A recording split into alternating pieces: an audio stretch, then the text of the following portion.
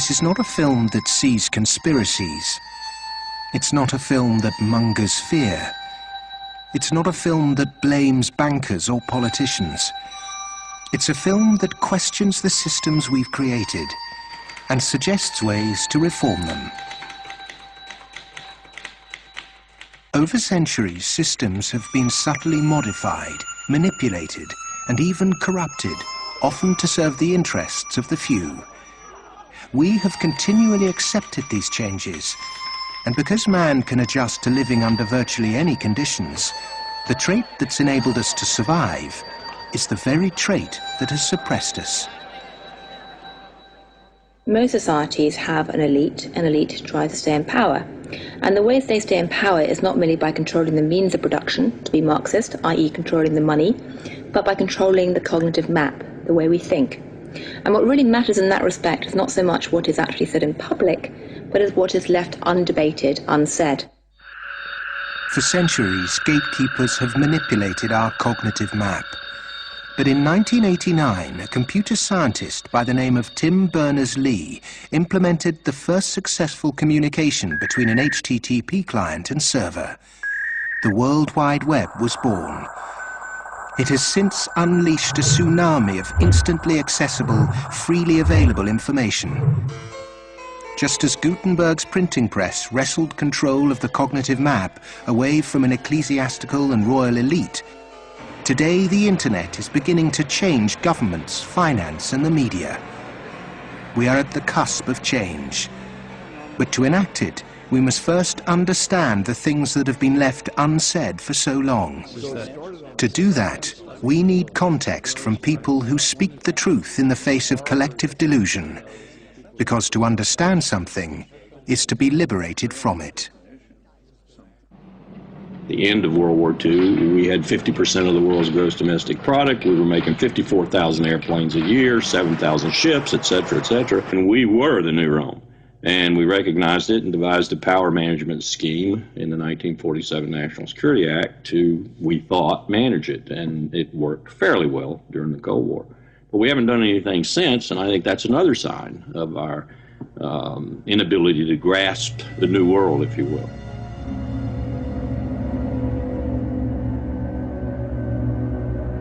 Empires do not begin or end on a certain date, but they do end, and the West has not yet come to terms with its fading supremacy. At the end of every empire, under the guise of renewal, tribes, armies, and organizations appear and devour the heritage of the former superpower, often from within. In his essay, The Fate of Empires, the soldier, diplomat, and traveler Lieutenant General Sir John Glubb analyzed the life cycle of empires. He found remarkable similarities between them all. An empire lasts about 250 years, or 10 generations, from the early pioneers to the final conspicuous consumers who become a burden on the state. 6 ages define the lifespan of an empire. The age of pioneers, the age of conquests, the age of commerce, the age of affluence, the age of intellect, ending with bread and circuses in the age of decadence.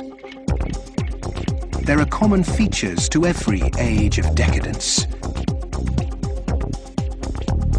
An undisciplined, overextended military, the conspicuous display of wealth,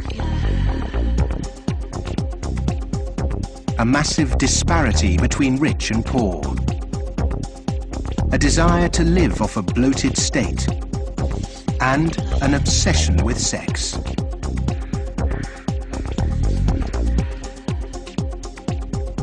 But perhaps the most notorious trait of all is the debasement of the currency.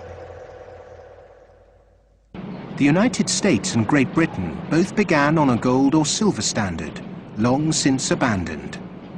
Rome was no different. So it started on a principle that was very sound, and it was on a silver standard. But as it corrupted further and further and further, the Roman denarius got to the point where it was basically a copper coin, and they learned how to plate, and it was washed in silver, and in circulation the plating came off. And at the end, all the senators that really did at one time represent the people only were interested in representing how much wealth they could steal at the top. Great empire wealth always dazzles, but beneath the surface, the unbridled desire for money, power, and material possessions means that duty and public service are replaced by leaders and citizens who scramble for the spoils.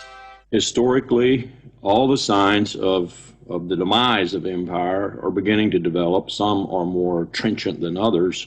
This current financial and economic crisis, that sort of thing always accompanies the demise of empire. The people of Rome were constantly being distracted by the gladiatorial events, and the politicians knew that they did this. Whenever there was unrest among the people, they had a huge event going on, and they created a new event with lots and lots of gladiators, and every day we're doing that. That is a common trait of declining empires.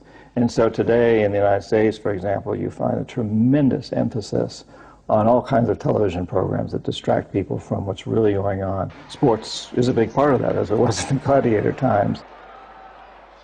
In essence, we've been lulled into a lethargy, and we've accepted it.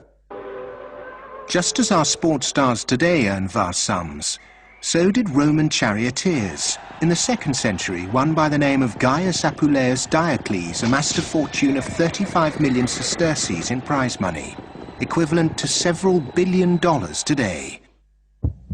Strangely, perhaps, there's another profession that is disproportionately hallowed as an empire declines. The Romans, the Ottomans, and the Spanish all made celebrities of their chefs. And this, again, is typifying the end of an empire, where things were so great, we have this last oomph of momentum that we used to be great, and we felt great, and we don't feel it anymore. So everyone is out searching for it. Well, maybe it's in the best food, or the best clothes, or the best music, or the best movies, or a reality TV show, or another magazine. But you can never get enough of what you don't need. What you need is a strong moral conviction that is pervasive throughout the society, and integrity reigns. The baby boomer generation were born into this age of decadence. Perhaps unwittingly, they've broken the unspoken intergenerational contract.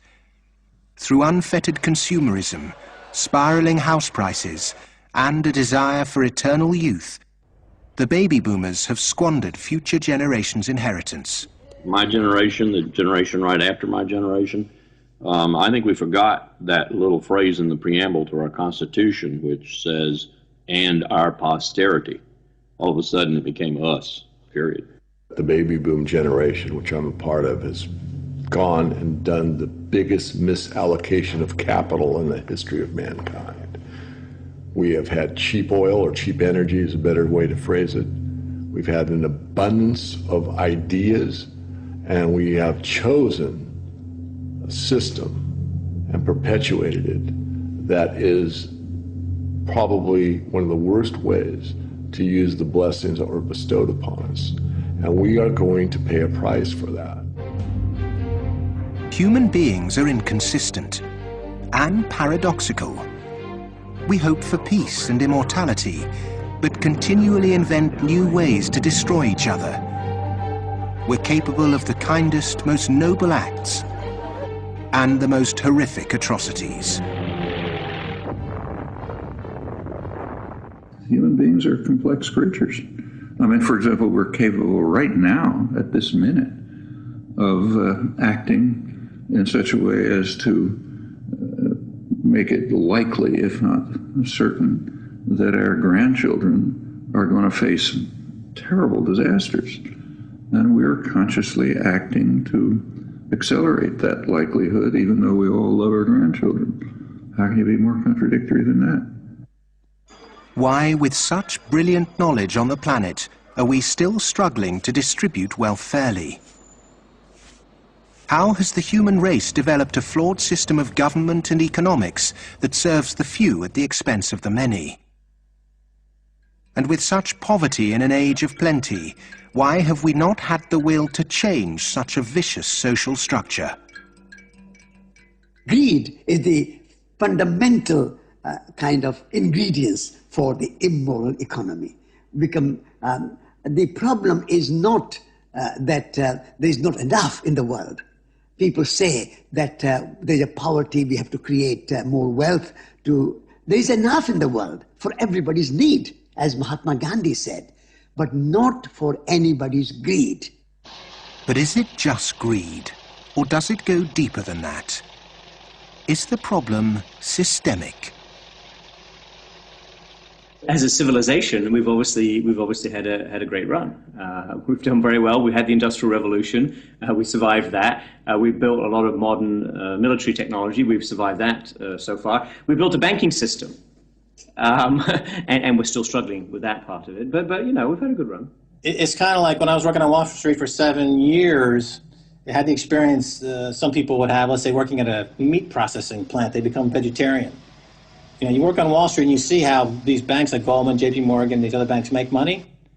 When you see money, it kind of makes you sick. Well, I think if the people knew what the banking system is up to, as Henry Ford said, there would be a revolution tomorrow morning. The fact is, most people think that what a bank does is lend you money that someone else has put in the bank previously. But what a bank actually does, what a commercial bank does, is to create money from nothing and then lend it to you at interest. If I do that, if I manufacture money in my own home, it's called counterfeiting. If an accountant creates money out of nothing in the company accounts, it's called cooking the books. But if a bank does it, it's perfectly legal. And so long as you allow fraud to be legalized, then all kinds of problems are going to pop up in the economic system, which you can't do anything about. Private banks create money out of nothing and lend it at interest. Now, that sounds absurd. When I teach sophomores, about money and banking and how banks, they never believe it. And so you have to go through it again and again. Yes, banks really do create money. They really do. Here's how it happens. And it's absurd, and they're right to doubt that could possibly be what's really going on. But it is. Now, if the banking lobby is very strong, they're going to say, well, we don't want to change this system. We're making so much money out of it. What we have to do is, A, try and convince the people that it's their fault, that their wage claims are too high, and that's why we're having lots of inflation, or people are speculating on housing, and that's why house prices are going up. What they're not going to say is that this is happening because banks are creating money out of nothing and pumping it into the system, and that's why prices are going up. But how is it that we've ended up with a system in which banks have the power to create money? Since 1971, when President Nixon took the United States off what was left of the gold standard, the world has operated under a system of money known as fiat. The dollar, the pound, the euro are all government fiat currencies. Fiat is a Latin word meaning let it be so. It is the law that this government currency be money. Indeed, without that legal enforcement and the fact that we must pay taxes with this money, that dollar bill or that computer digit that represents a dollar would be pretty much meaningless. Only the government has the power to issue fiat money, but banks can create it through lending. Over the last 40 years, since this system of fiat money became the global norm, the supply of money has grown exponentially. In fact, we've seen the greatest growth in the supply of money in history. But who benefits? Of course, those that have the power to issue money, governments and banks. Then, those companies and individuals that get this money early. They can spend it before the prices of the things they want to buy have risen to reflect the new money in circulation. In other words, they get services, products or assets cheap. But prices soon rise, so holders of assets such as houses or shares will then see gains without there necessarily being any improvements to the company or house in question. Often this can lead to speculative bubbles. But what about those at the bottom of the pyramid? Those on fixed wages or incomes, those who live in remote areas, or those with savings? By the time this newly created money is bigger.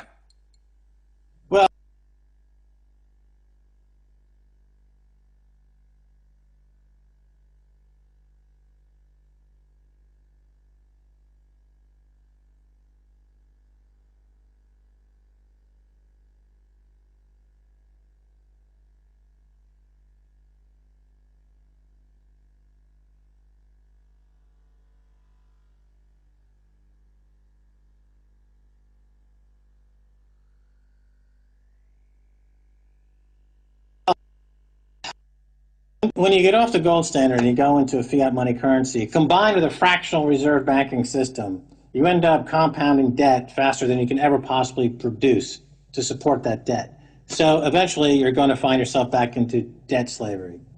And that's what's happened in the U.S. For every dollar of GDP, for example, in the U.S., it also creates something like $5.50 worth of debt. Because this is what happens when our economy flips over and basically capsizes. And of course, the government solution now to address all the problems is basically to create more debt. You can never get enough of a currency that doesn't work. You can print it till kingdom comes, but you can't print wealth, and you can't get yourself out of debt by making more debt. If you could print wealth, Zimbabwe would be the largest, most prosperous country on the planet. We all know it doesn't work. Of the money in the world today, 97% of it is debt. The French philosopher Voltaire once said, "All paper money eventually returns to its intrinsic value, zero." For 3 generations, the world watched the fight between capitalism and communism. But in the 1980s, the Russian economy started to collapse.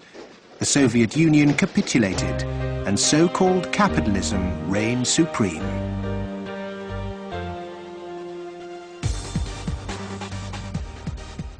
Before 1989, we had a battle between communism and the market. And in that battle, there was a sense of, let's not expose the flaws in the market economy. This is too important of a battle that you don't criticize our team while we're fighting their team.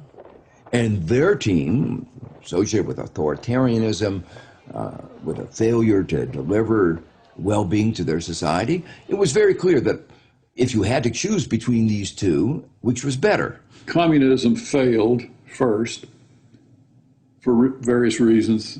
I think it was inefficient, human rights, lack of respect, so forth.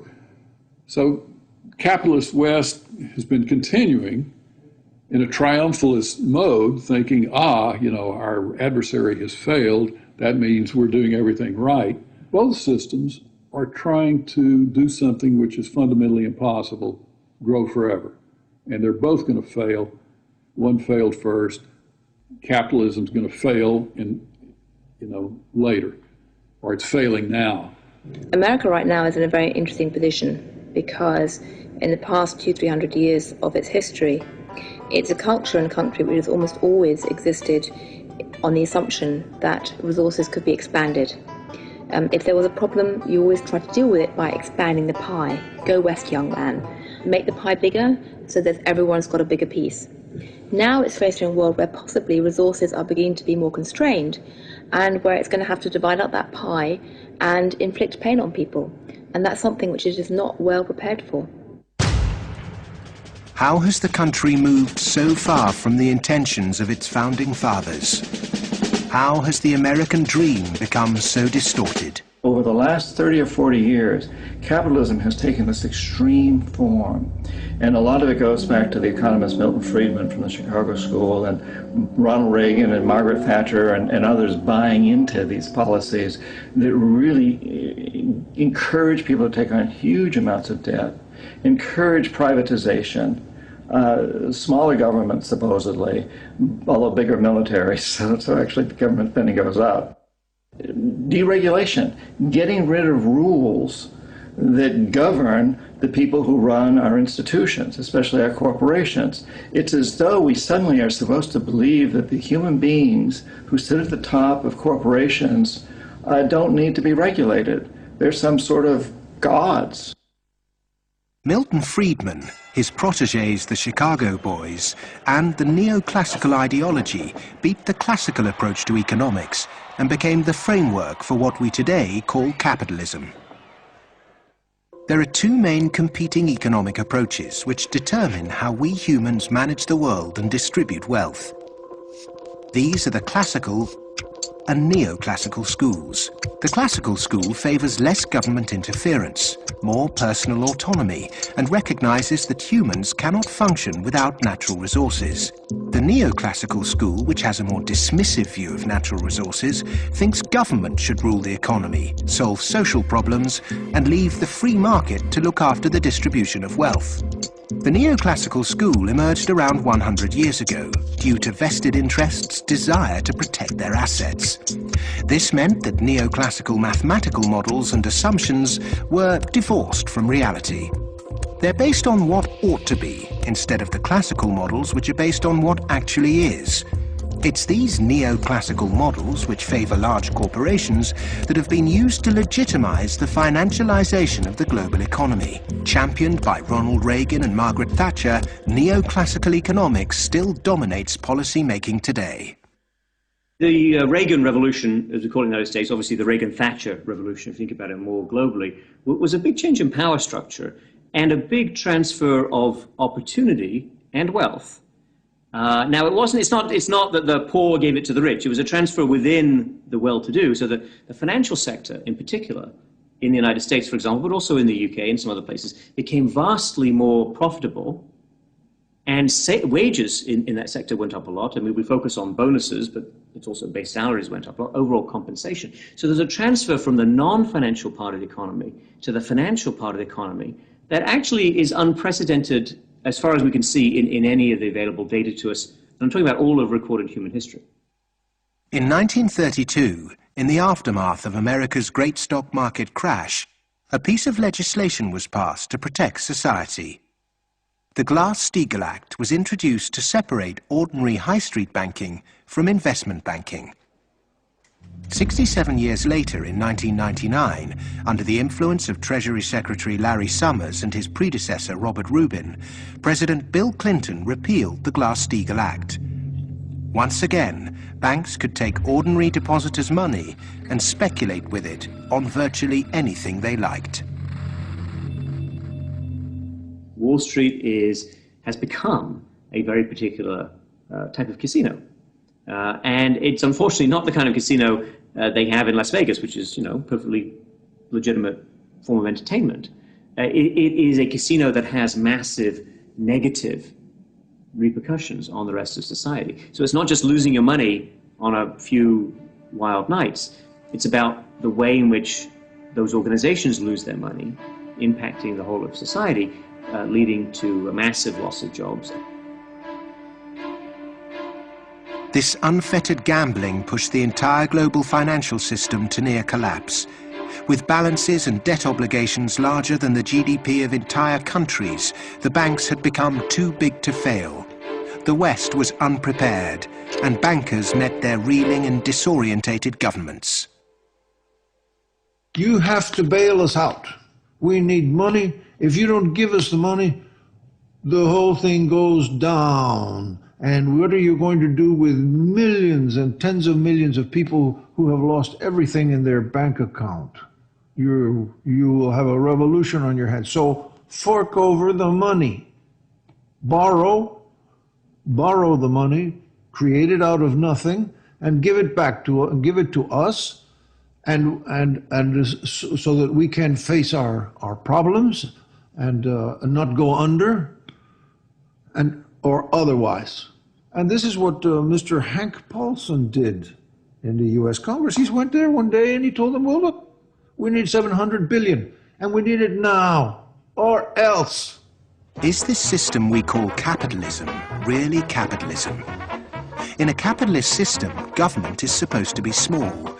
But today, the state is more bloated and invasive than it's ever been. Individuals and companies are supposed to operate in a free market. Good enterprise is rewarded with profit, and flawed enterprise with failure. But during the 2008 banking crisis, the people saw the Western economic system divided in a way they were told could never happen. Socialism for the rich, capitalism for the poor. And in America, for example, the banks that got in trouble got bailed out by the government. That's socialism. And people are arguing against socialism in America, and yet it's probably the most socialist country in the world right now. We have a system which isn't even a proper capitalist system. Rich people make mistakes that they don't get punished. Poor people make mistakes that they get punished. Yeah? Or even worse, that they don't make any mistake and they are forced to pay for the mistakes of the rich. When the taxpayer is footing the bill for the misplaced speculation of bankers, then suddenly, instead of the economy serving the human being is now in perpetual service to amoral financial organizations.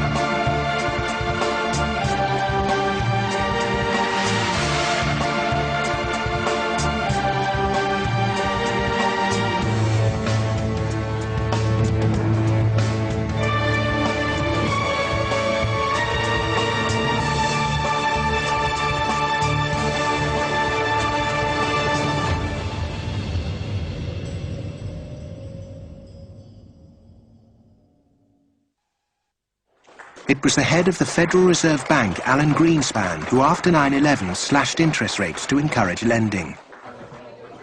Bankers needed new participants to keep cash flowing into a system that had become a global pyramid scheme. All this newly created money entered the housing market and created unprecedented inflation. House prices rose and rose. New mothers were forced back into the workplace to service huge home loans, and the Anglo-American dream became all about land speculation. The housing market in the West isn't about ownership. The housing market in the West, because it's the only way ordinary people can get ahead, and ordinary people can't get ahead but by wages. What we've created is a mass bubble economics around housing. As that sucks in a huge amount of capital, takes capital for genuine innovations in the economy, and puts it into a speculative use that has no genuine productive outcome. It's interesting, if you talk to people in Germany, for example, they don't see a connection between owning a piece of property and they being inclined towards being democratic. There's lots of people who rent their housing there, and they're perfectly comfortable with that arrangement. But it is true that in somewhat different contexts, both Mr. Reagan and Mrs. Thatcher pushed for more people to own housing.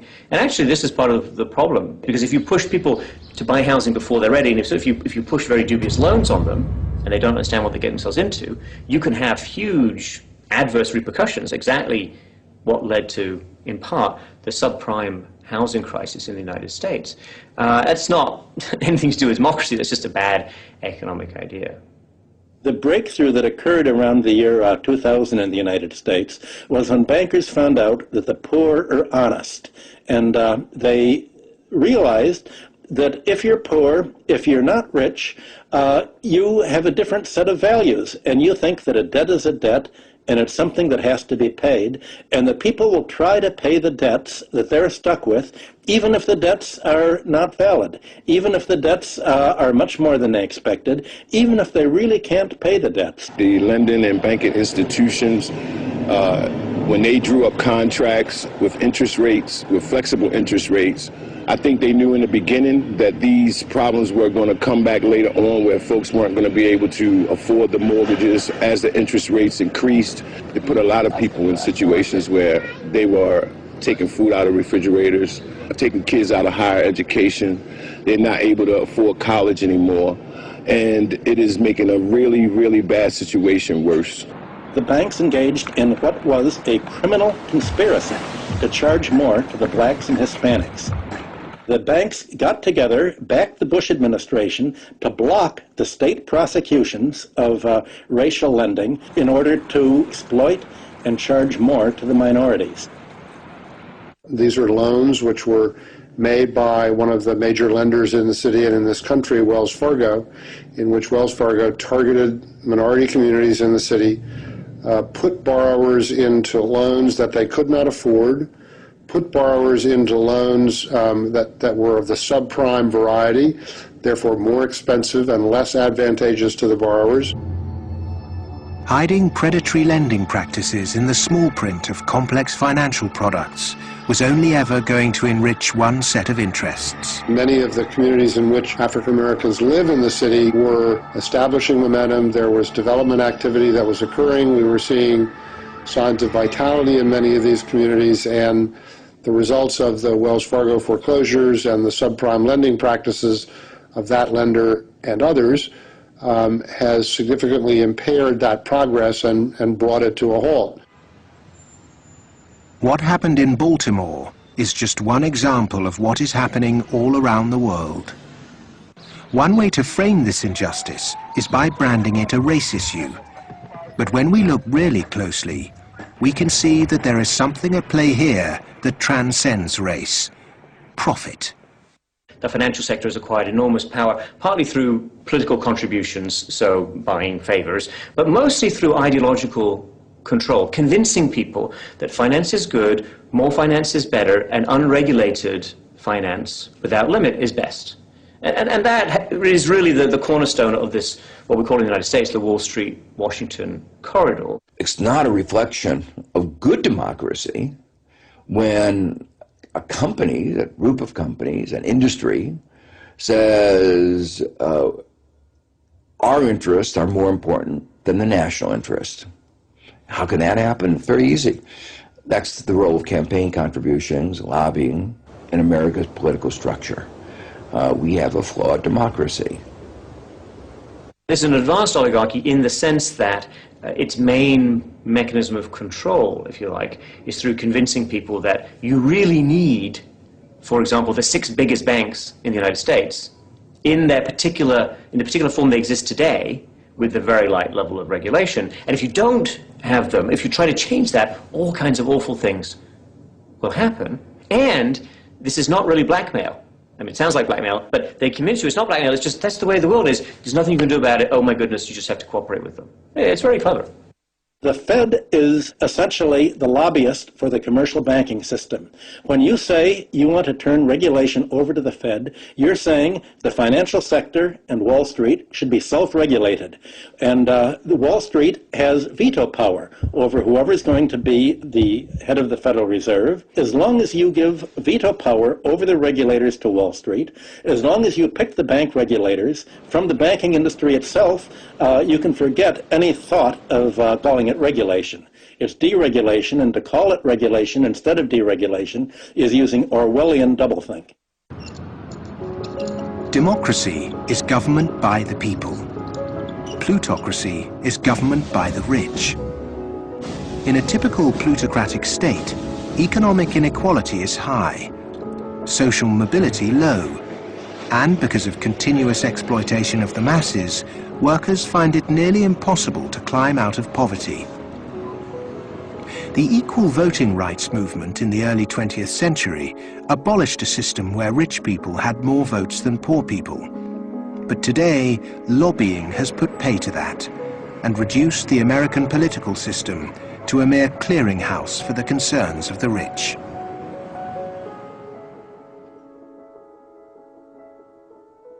The Goldman Sachs machine is one of using profits to buy influence in Washington to change laws to make it easier to make money on Wall Street to be used to buy influence in Washington. So it's a self-reinforcing malfeasance machine that is continuing to grow as a parasite in the economy and continuing to kill the host. Famous for claiming it did God's work, Goldman Sachs is one of the most influential investment banks in the world.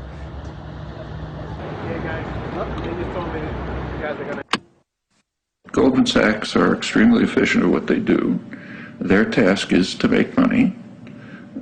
They make bank robbers like Willie Sutton look like modest amateurs. They're huge bank robbers, but it's legal. The system is set up so that they can do it. In the recent years, they've been selling securities put together from mortgages that they knew were worthless. So they're selling these things to unwitting consumers, making a ton of money on it. Meanwhile, they're betting that they're going to fail because they know that what they're peddling is rotten. So they placed bets with it's called credit default swaps and other things with a huge insurance company, AIG, and that was insuring Goldman Sachs against the failure of the stuff they're peddling. During America's subprime collapse, Goldman traders Michael Swenson and Josh Birnbaum made a $4 billion profit by short-selling junk mortgages. Backed by Dan Sparks, internally Goldman Sachs called their position the Big Short and bet against their own clients. Senator Carl Levin called Goldman Sachs chief executive Lloyd Blankfein to a Senate subcommittee to testify under oath. Much has been said about the supposedly massive short Goldman Sachs had on the U.S. housing market. The fact is, we were not consistently or significantly net short the market in residential mortgage-related products in 2007 and 2008. We didn't have a massive short against the housing market, and we certainly did not bet against our clients. Riding the Big Short in 2007 made billions of dollars for Goldman. And so far, they've got away scot-free with this massive heist. So they're now back bigger than before, richer than before, biggest profits they've had in history, huge bonuses. They're doing great. A lot of what they're doing has, in fact, probably maybe all of it has almost nothing to do with the benefit of the economy. Can there be any objection to genuinely talented people earning big money if they bring something new and tangible to the world? If they take great personal risks with their own money and actually bring greater prosperity for all? But how many of the general public have achieved greater prosperity through a banker's bonus? It was against the holy backdrop of St. Paul's Cathedral in London that Goldman Sachs vice chairman and mouthpiece Lord Griffiths gave insight into how certain bankers really think. The devoted Christian defended extortionate bonuses. I'm not a person of despair, I'm a person of hope. And I think that we have to tolerate the inequality as a way to achieving greater prosperity and opportunity for all. The fundamental Christian view, and I would say of Islam as well, and certainly of Judaism, is that wealth is to be shared. Money has to be shared. You can't take it with you. And from that develops a whole lot of stuff about justice and the economy and so on. And we've lost that, and instead we've got people accumulating more and more. And I just think it's disgusting that people have lost their homes, they lost their jobs, they can't pay their mortgages from bankers who made a big mistake and then paid enormous bonuses. I'm sorry, that is simply wrong. And I can't understand why we are not more vociferous about that.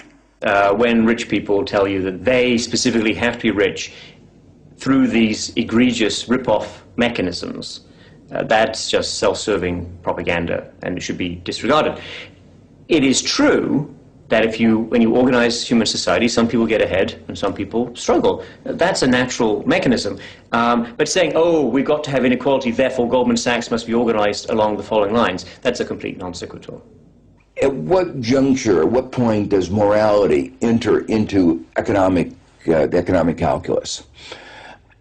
In a way, many people think that Adam Smith gave us a free pass, a way not to think about morality. Because what Adam Smith said was that individuals in the pursuit of their self-interest are led as if by an invisible hand to the general well-being of society. Now let me make it clear, Adam Smith didn't really say that. That is to say, Adam Smith was very much aware that businesses, when they got together, conspired against the public interest, raised prices. He was aware of monopoly. He was aware of the importance of education that the private sector couldn't provide. So he himself was aware of all the limitations, but his latter-day descendants have forgotten all those caveats. Adam Smith was the godfather of classical economics. But since its publication, his work has been used as a political football, financiers twisting his words to suit them. Lord Griffiths advocates ruthless individualism to push this idea that if bankers get rich, then we get rich too, through a process known as trickle-down economics, or horse and sparrow theory. If you feed the horse enough oats, some will pass through to the road for the sparrows. The idea is that extreme wealth concentrated on a small minority will eventually trickle down to everyone else. But it doesn't work. Because by the time the money reaches the people at the bottom of our money pyramid, it's lost its purchasing power.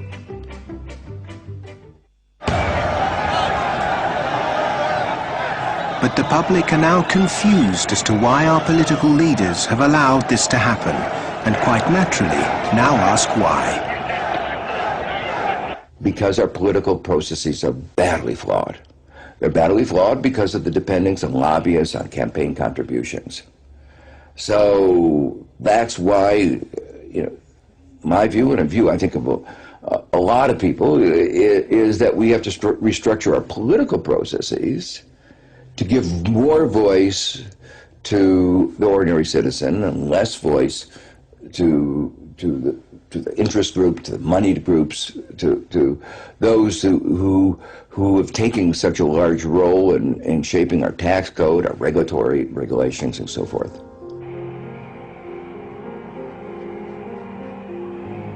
I stood on the front step of Colin Powell's house, and I look at him and say, what next, boss? And he said, what do you mean? And I said, what next? Where are you going next? I'm going to write my book. I said, no, I know you're going to write your book, but you're not going to do that for the rest of your life. Where are you going next? He said, maybe a cabinet position, but first, money. I said, money? He said, yeah, millions. That's the only way you can be a cabinet officer in the American government. Oh, wow. The Democrats and the Republicans are beholden to corporate interests. And until they become unbeholden to those corporate interests, we will never have a well-governed republic.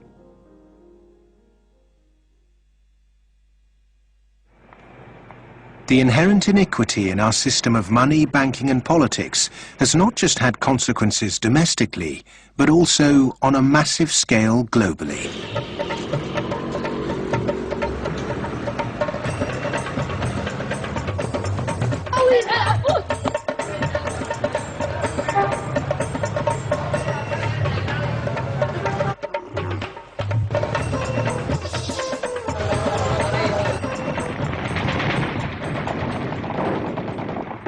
Western leaders have presented their military campaign in Iraq, Afghanistan and Pakistan as a moral obligation. But are there other reasons for it? The first financial beneficiary of America's foreign policy is the military. In particular, those who supply it with arms and equipment. The military has won wars, But how successful has it been in its bigger aim to eradicate terrorism? The drone attacks not only failed, but they've created extra extremism. They've helped in radicalization of youth in the northwest frontier and also in certain parts of Punjab and Pakistan. And because time after time, and sometimes, you know, there's a feeling that America does this deliberately to destabilize Pakistan. I'm not so sure about that, but I certainly think those people who actually support this policy, every time you kill 10, the so-called terrorists, you create 500 more because they see the drone attacks as an attack on a sovereign state of Pakistan. After the military, the next financial beneficiary are those who win the contracts to conduct the rebuilding process. In the West, people might even feel optimistic when they hear that the US is pumping tens of billions of newly created dollars into developing nations to build infrastructure. But often this too doesn't seem to achieve the publicized goals. Is there another reason we give these countries aid? We economic hitmen have created the world's first truly global empire, and we've done it primarily without the military. We work many different ways, but perhaps the most common is that we'll take a third world country that has resources our corporations covet, like oil, and then arrange a huge loan to that country from the World Bank or one of its sister organizations. However, the money never actually goes to the country. Instead, it goes to our own corporations to build infrastructure projects in that country, power plants, highways, industrial parks, things that benefit a few wealthy families in that country as well as our corporations, but don't help the majority of the people at all. They're too poor to buy electricity or drive cars on the highways. They don't have the skills to get jobs in industrial parks, but they're left holding a huge debt. Infrastructure which has used heavy loans from the World Bank and IMF and made from grants from Western countries, they've all gone into benefiting the elite and the feudal classes. They have not benefited the people.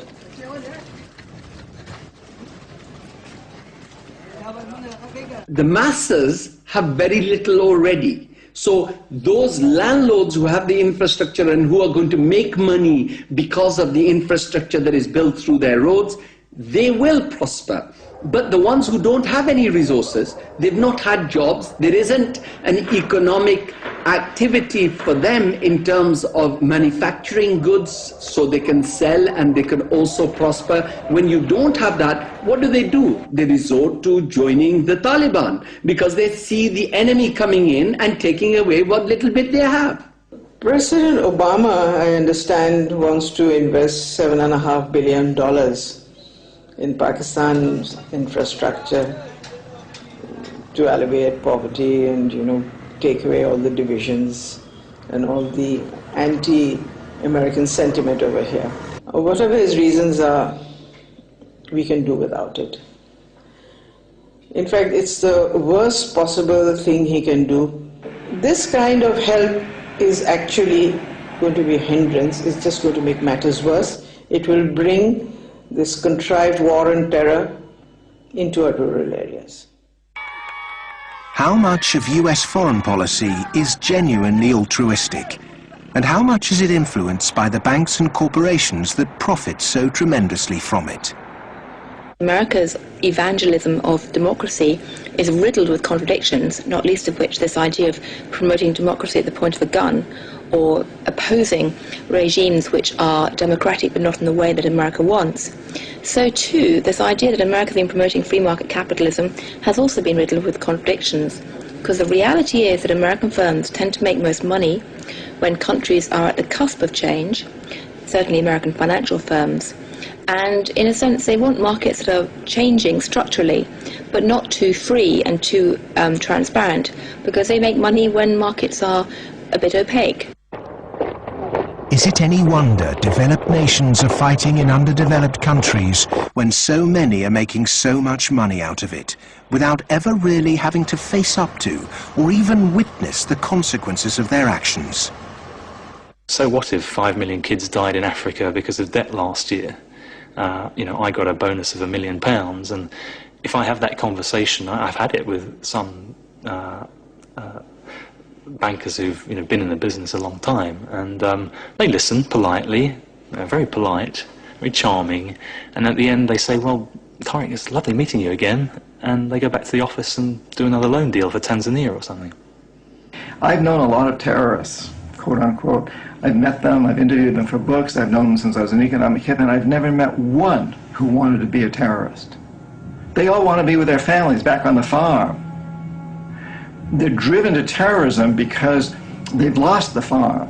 It's been inundated with water from a hydroelectric project or with oil from oil derricks. Their farm's been destroyed.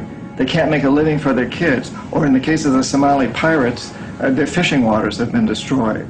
And that's why they've turned to this. It isn't because they want to be pirates or terrorists. Now, there may be a few crazy people. There are a few crazy people with their nuts loose. There'll always be serial killers. There'll always be crazy people. Maybe Osama bin Laden's one of them. But they do not get a following unless there's a terrible injustice going on. And people are starving and they're deprived. And then they will follow these crazy people because they seem to offer an alternative. What does the word terrorist actually mean? Many terrorists would sooner describe themselves as freedom fighters. Could it be that the charge of terrorism could just as easily be made against Western corporations, speculators, and policymakers? When we talk about terrorism, it means what they do to us, not what we do to them. And what they do to us can be pretty ugly, although it's not even a fraction of what we do to them. I mean, take, say, 9/11. That was a pretty serious act of terrorism, maybe the worst single act of terrorism in history. But it could have been worse. I mean, suppose, for example, that Al-Qaeda had bombed Washington, bombed the White House. It killed the president, installed a harsh military dictatorship, brought in a bunch of economists who drove the economy into its worst disaster in history. Well, that would have been worse than 9/11. And I'm not making it up. It happened. What's called the first 9/11 in South America, namely in Chile. On the 11th of September 1973, the democratically elected Chilean president Salvador Allende was overthrown in a coup. A dictatorship under Augusto Pinochet was established that ruled Chile until 1990. There was the systematic suppression of all political dissidents. Thousands were imprisoned and murdered. Who was involved in that first 9/11? It's not hard to find them. Right in Washington and London and so on. But that's off the agenda. It doesn't count. There's a principle of ideology that we must never look at our own crimes. We should, on the other hand, exult in the crimes of others and in our own nobility in opposing them. The root causes of so-called terrorism will not be solved by increasing economic inequality. If governments really are serious about combating terrorism, then they must start with real structural reform back home. As long as banking empires chase infrastructure and debt deals in pursuit of profit, the West will continue to export injustice through finance. Millions more will be displaced. Terrorism will thrive, and neo-colonialism will continue to end more and more lives around the world.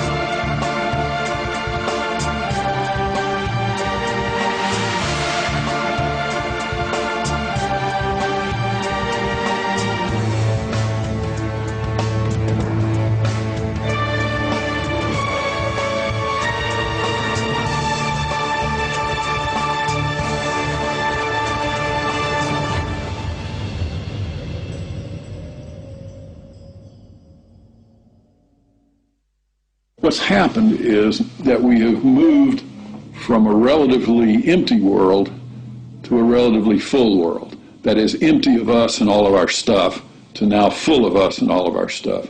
In my lifetime, the world population has tripled.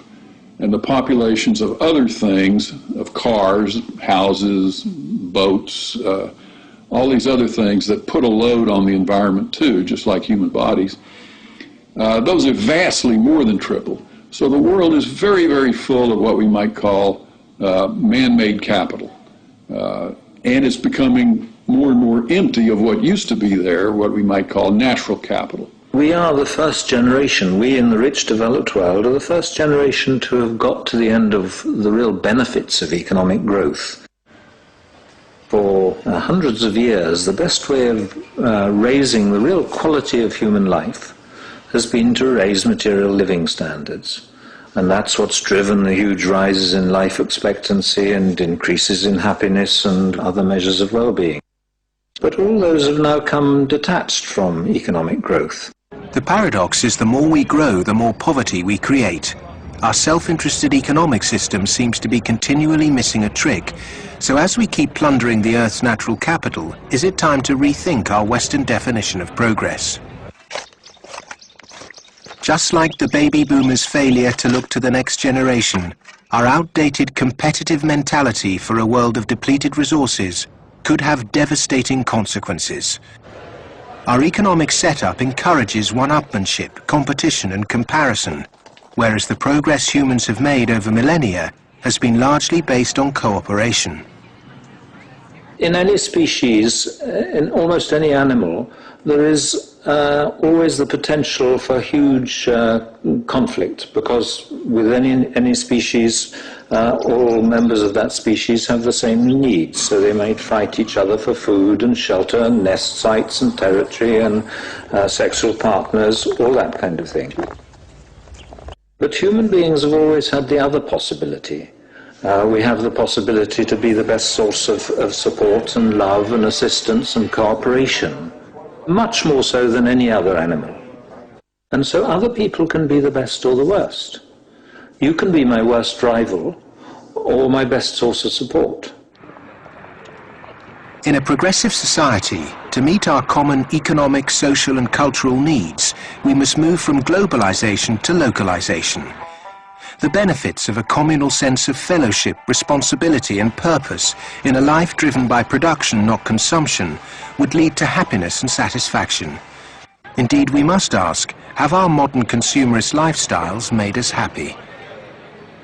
I think if one had been living in the 19th century and somebody had told you that 100 years later people were going to be living in this extraordinary wealth and comfort, with central heating and being able to throw away such a high proportion of our food as we do, we'd imagine that we'd be living in a state of extraordinary social harmony and everything would be rosy. And it's really quite remarkable, the contrast between, if you like, the material success of our societies and the social failure. The growth economy demands that we make consumption a way of life. He who dies with the most toys became the ambition, and retail replaced spiritual satisfaction. Unsurprisingly, sales of antidepressants skyrocketed. The fact is that the world economy over the last few years, a good share of my lifetime, has been built either on the military or on producing items that most people don't need and really don't even want when you come right down to it, but we all got to have them. Consumerism is driven by our extraordinarily social nature, that we want to have the stuff so we look good in other people's eyes. It's because I experience myself through other people's eyes, the feelings of shame and embarrassment or pride and maybe feeling envied, all those things. So, the goods are just a way of, if you like, mediating the relationship between yourself and others in this extraordinarily alienated hierarchy. What's really suffered is human relationships, family life, the things that really matter to us. And in the end, the only thing that makes human beings happy isn't money. It's very clear that past a certain level, you only get marginal gains from wealth. What really makes us happy is other people. It's our relationship with other people that's really been damaged by the last 30 years. We trust them less, we have less interaction with them, we bond less than ever before, we marry less, and marriages are under more threat than ever before, and all the associations that represent sort of permanent, unconditioned human affection are being eroded or damaged. And that's the real legacy of the last 30 years. And in some sense, we've got to recover and rehumanize our lives. Otherwise, not only will they be nasty, brutish and short, but they'll be lonely. In order to find a purpose in life, it has to be outside yourself. It matters not how you construct it outside yourself, as long as it's a positive value added to society pursued. But it has to be outside yourself. It can't be yourself. If you're pursuing yourself, you're pursuing the abyss, as Nietzsche said. You are going to wind up in the abyss.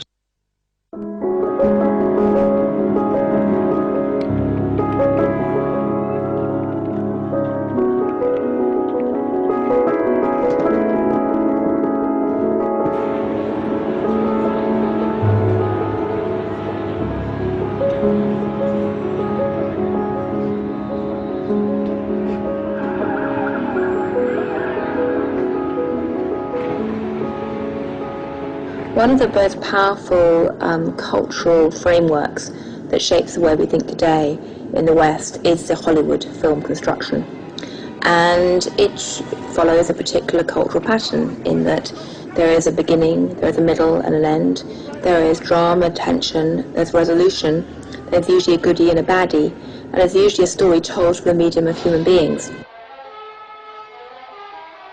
This Hollywoodization of the way that people communicate and the way they tell stories about themselves and view their recent history has very much impacted how we look at the financial crisis, in that people look at the beginning, the middle and the end. They look at the drama around Lehman Brothers and they wanted, say, a resolution, and they wanted baddies, they wanted sacrificial victims as well. So people have focused on a few individuals. And the idea that somehow it wasn't just one or two individuals who were at the root of the problem, it was a systemic problem, that actually almost everyone who participated was in some way guilty, either of outright negligence or simply failing to ask the right questions, or simply failing to ask why money was so cheap for so many years. The idea that it was a systemic flaw is something which is very hard for people to grasp, and even harder to depict as a good story. Perhaps there is this feeling of helplessness because we don't understand what the real problem actually is. Cleansing a few bad apples will not rectify the flaws at the heart of the Western economic system. A system that should be protecting people is in fact the very thing that's enabling our four horsemen to ride with such vengeance. The modern-day four horsemen: a rapacious financial system, escalating organized violence, abject poverty for billions, and the exhaustion of the Earth's resources, are riding roughshod over those who can least afford it. They gallop unchallenged because the cognitive map that's been put in place by our schools, universities, and our media does not encourage us to question accepted norms. Instead, there is apathy. In a sense, I think we're rather depressed societies. We've got used to the idea that there's nothing that can be done. There is no alternative, that, we're never going to deal with these environmental problems, and we live in a dog-eat-dog society, and that's it. I think what we have to take away from this is a recognition that most of these problems can be very substantially improved by making our societies more equal, reducing the income differences, and that also helps us to solve the environmental problems. We can reach a society that is qualitatively better for all of us.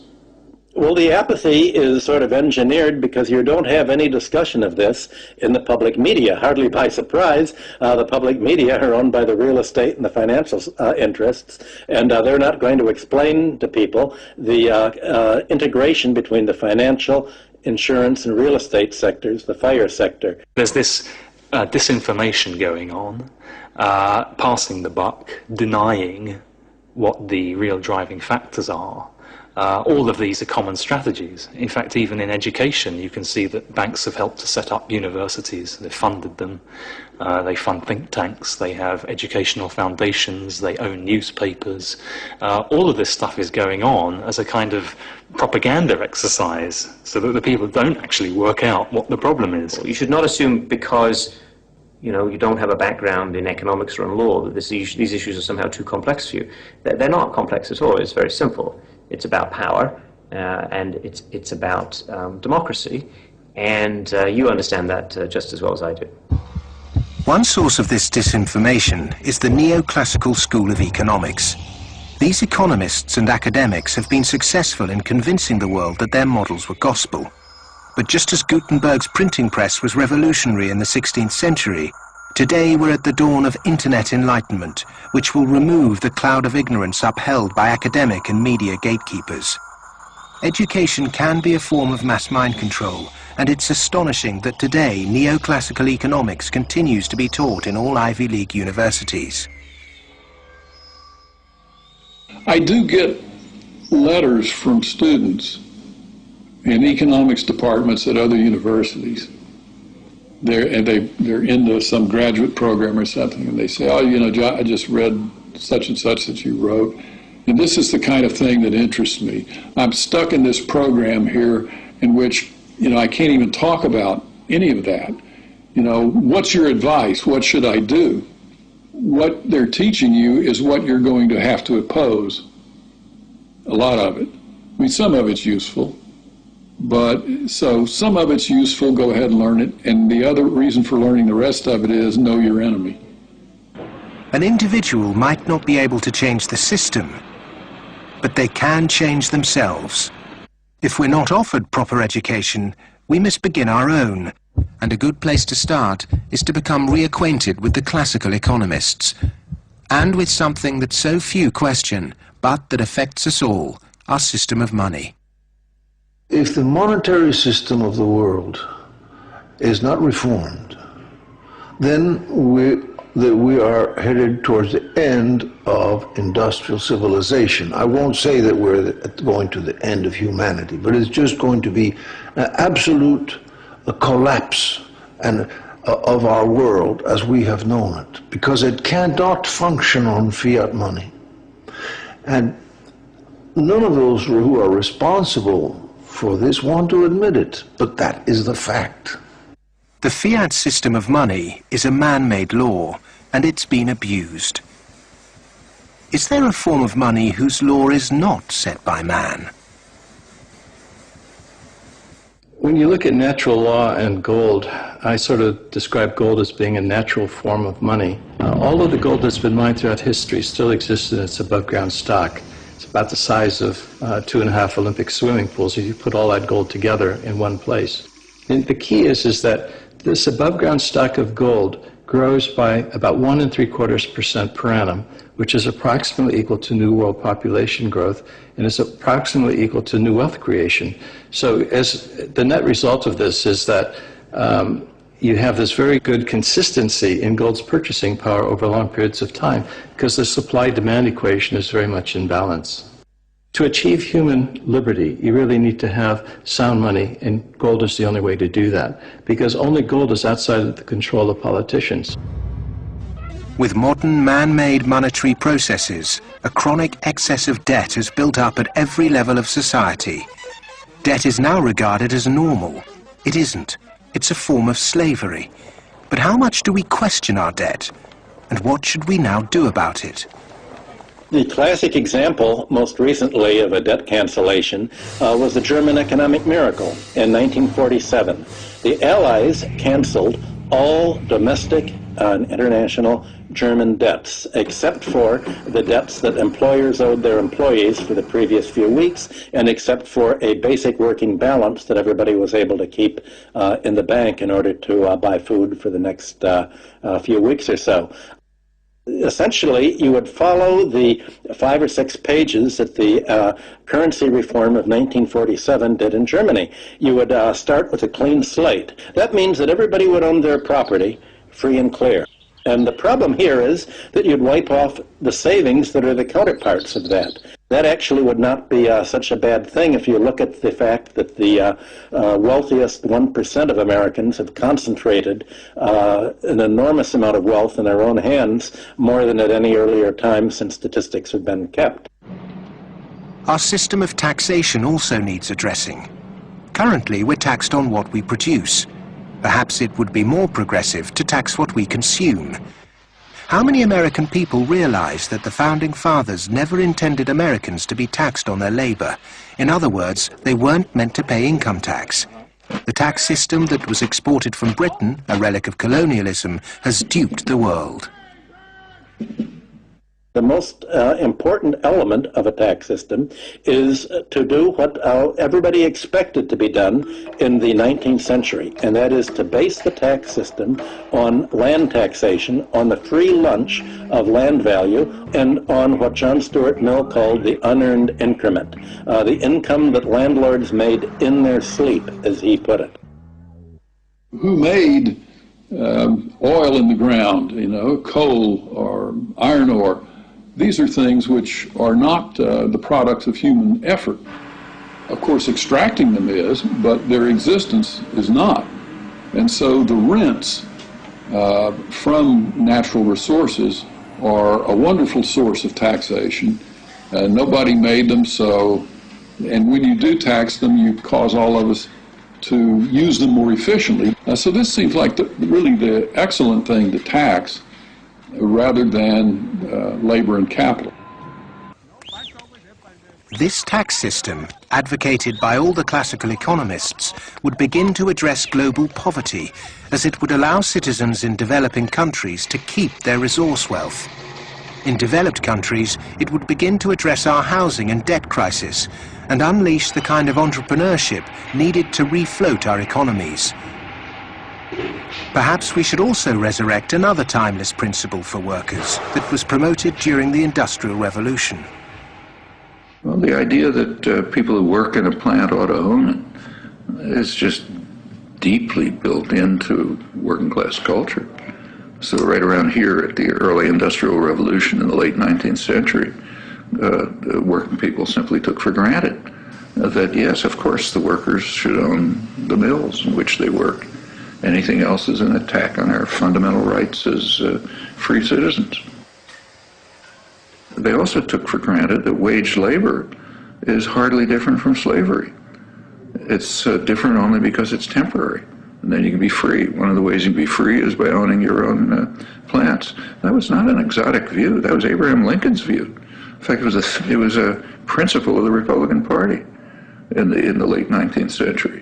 It's taken a lot of effort to drive those ideas out of people's heads, but they're still there, and they're very relevant. It was the Greek philosopher Plato who said the ratio of earnings between highest and lowest paid employee in any organization should be no more than 6 to 1. In 1923, banker J.P. Morgan declared no more than 20 to 1 was optimum. Yet today's salary difference between top and bottom earners in global corporations can be higher than 500 or 1,000 to 1. When you're up in the range of 500 to 1 inequality, the rich and the poor become almost different species, no longer members of the same community. Commonality of interest is lost. And so it's difficult to form community and to have good, friendly relationships across class differences that are that large. When the public do vent their outrage at inappropriate earnings, the common defense is to move the debate to the psychological realm and quote mercurial British economist Herbert Spencer. He coined the phrase survival of the fittest, and his words are now used to justify excess. Competition in business is a good thing, but the playing field must be level. Monopolists have too much because the system they game is rigged. Under the current economic setup, the fitness of the vast majority of the world's population is irrelevant. Those that are made to pay for this crisis are not those that caused it. But those who caused it, for survival, will no doubt try to marginalize this film as socialist or even Marxist. I'm a capitalist. I'm a business person. I believe in the basic principles. That's why I'm completely appalled by seeing these principles destroyed by monarchs, monopolists, who have totally destroyed the system from within on Wall Street, and this is completely unacceptable. I'm a capitalist. I think capitalism can do it. It's not a question of getting rid of capitalism. It's a question of getting rid of this terrible form of capitalism. Capitalism, more broadly understood as market economy, not only has a future, I can't see the future of the world without it. But the question is, what kind of capitalism? What kind of market economy? A system of reformed capitalism built on independent money, a tax system based on consumption, not income, and employee-owned businesses would begin to build an economy that's not dependent on constant growth to service its debt. We've endured the so-called free market for centuries, but far from being free, it's led us to destroy nature and each other in a vain attempt to progress. It's absolutely ludicrous to suggest that somehow there is a scientifically defined boundary of the market that we should never change. And then, of course, that's what the free market economy wants you to believe. Because once they convince you of that and claim that, on top of that, claim that they have the truth because they are, PhDs in economics, then they can tell you whatever they want, and then you'll have to accept it. But that's where we have to take these guys on. Politics is about drawing the boundary of the market. When you think about it, a lot of things have been taken out of the market over the last 2-3 centuries. 2-3 centuries ago, you could buy and sell human beings, child labor. A lot of things that you wouldn't imagine you could buy and sell today. So, over time we have redrawn this boundary, and there's nothing wrong with redrawing the boundary again.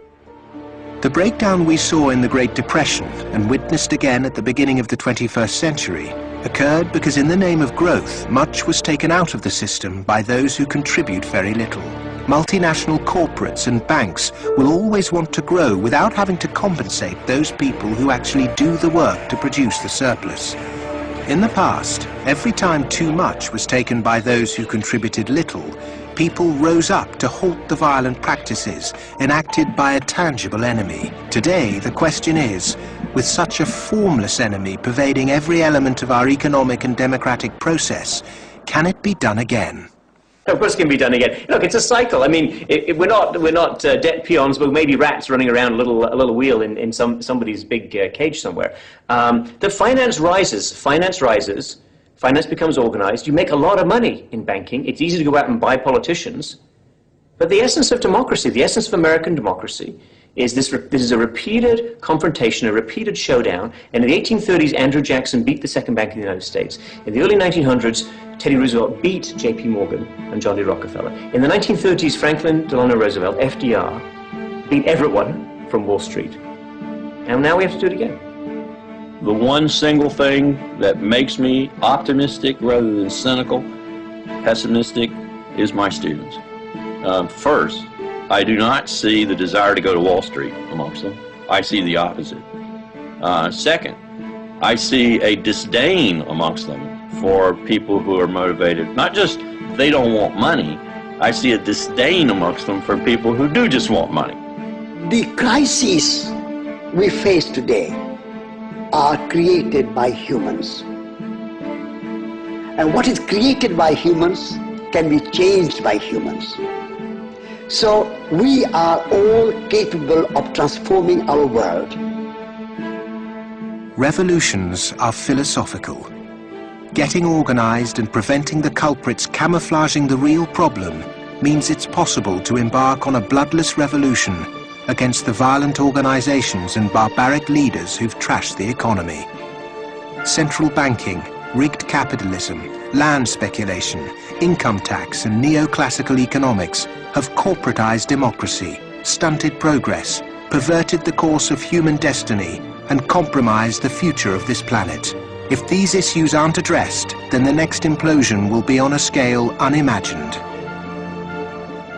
Whatever the propaganda, At the beginning of the 21st century, central banks' unregulated cheap money pumped up land values, which created an unsustainable asset bubble in a world that once again operates a rigged tax system that enriches entrenched privilege. Neoclassical economics have ruined life for the bottom billions, tempted everyone into intergenerational conflict, and created massive suffering that has no limits. Human beings go mad in crowds and come to their senses slowly and individually. History is littered with examples of people who threw themselves off the yoke of oppression to adopt radical change, only to end up with popular new rulers that maintained the status quo. To really understand something is to be liberated from it. Dedicating oneself to a great cause, taking responsibility, and gaining self-knowledge is the essence of being human. A predatory capitalist's truest enemy and humanity's greatest ally is the self-educated individual who has read, understood, delays their gratification, and walks around with their eyes wide open.